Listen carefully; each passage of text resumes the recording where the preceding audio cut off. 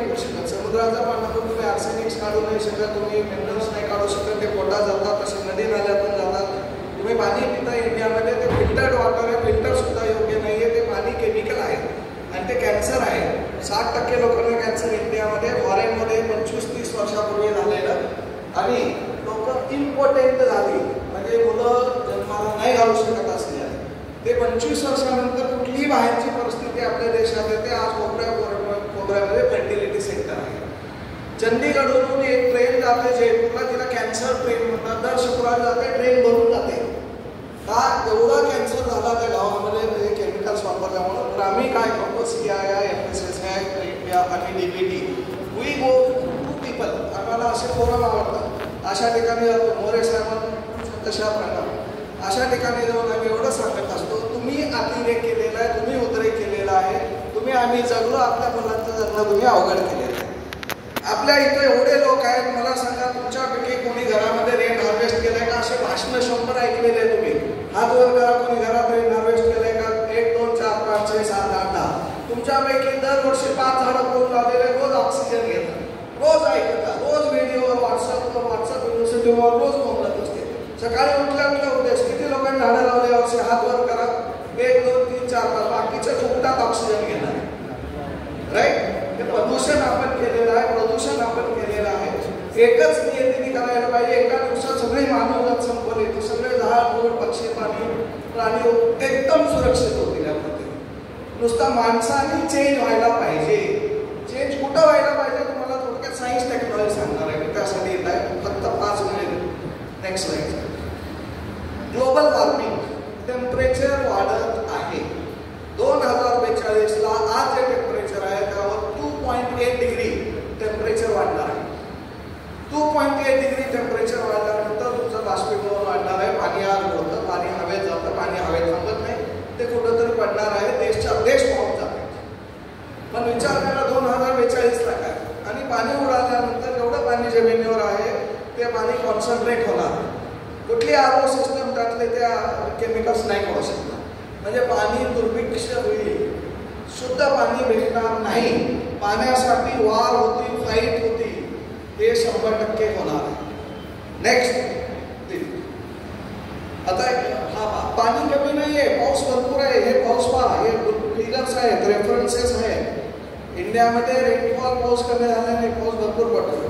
त्या 40 टन ऊसासाठी तुम्ही एवढं पाणी शेतामध्ये वाया घालता, एवढं होतं, मोठं पाप करतात.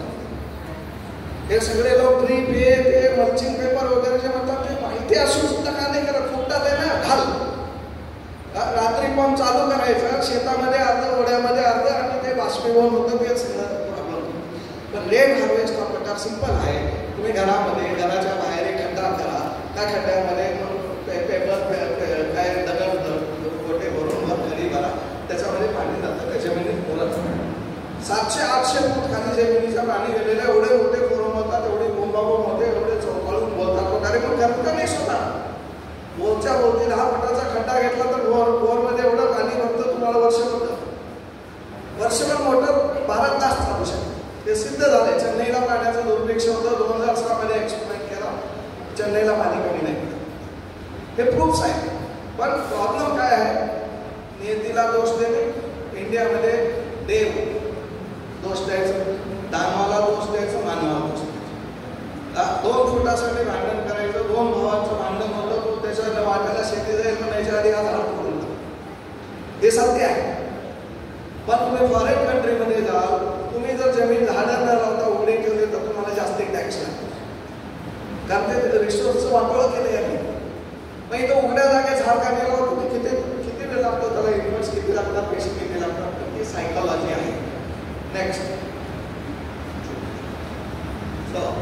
ग्राउंड वॉटर लेवल हे कोणामुळे झालं? आपण एक्सेस उपसा केलेला आहे जमिनीतला.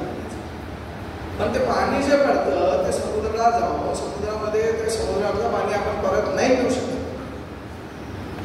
भारताच्या 3 बाजूनी समुद्र आहे, पण ते पाणी असून सुद्धा आपण उपाशी मरणार आहे की विषय पाण्याने मरणार फॅक्ट आहे. ते पाणी परत नाही गेलं पाहिजे, परत आलं पाहिजे.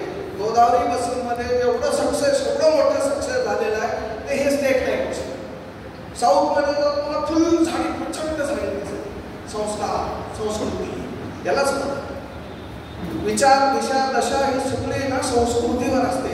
हे आम्ही फोरममध्ये बोलत असतो. चांगलं वाटतं वाईट वाटतं काही करत नाही. 4 लोक चांगलं म्हणते, 40-70 वाईट म्हणते. पण डोक्यात त्यांना थोडं जरी गेलं आणि राग संताप तुम्ही जाऊन थोडं काही केलं तर खूप बरं. म्हणून या भाषेत बोलायचं. नेक्स्ट नाव वॉटर डिमांड. तर डिमांड ही वाढत चालली. 688 1072 2050 होणार आहे. पाऊस पडेल, रिझर्वायर्स भरतील, पण त्या पाण्याची क्वालिटी काय असेल. Next chemical fertilisers. सगळ्यात मोठा प्रॉब्लेम आहे. आज इथं जे जलसिंचन बोर्ड हे सगळं तुम्ही जे करताय मला सगळ्यांचा एकच प्रॉब्लेम आहे. केमिकल फर्टिलायझर्स बिझनेससाठी हव्यासासाठी किंवा आपल्या ग्रीडीनेसला बघून लोकांनी केमिकल्स टाकले. जमिनीमध्ये केमिकल्स तुम्ही एवढ्या प्रमाणात टाकले. एकाला 100 म्हणजे किलो जरी टाकला 10 ते 12 किलोच वनस्पतीच्या कामाला येतं. बाकीचं जमिनीत राहतं किंवा जमिनीतून पाण्यात जातं, पाण्यातून परत येतं, परत तुम्ही टाकता. हे चक्र चालू राहतं. त्यामुळं माती घट्ट झालेली आहे. मातीला भेगा पडत आहेत, झाडांच्या मुळा वाळून जात आहेत आणि त्यातल्या त्यात टेम्परेचर बदलल्यामुळं सगळे परिणाम जे हवेतली आर्द्रता वगैरे सगळे जे असतात त्याच्यामुळं ना वेगवेगळे बॅक्टेरिया 0.2 डिग्री सेंटीग्रेड चेंज झालं की वनस्पतीची हालचाल बदलते. 0.1 डिग्री सेंटीग्रेडला वेगळे व्हायरस उत्पन्न होतात, बॅक्टेरिया होतात, इन्सेक्ट होतात. त्याच्यामुळं हे सगळं चेंज होत आहे. पण त्याला काहीतरी करून अवॉइड करता येऊ शकतं.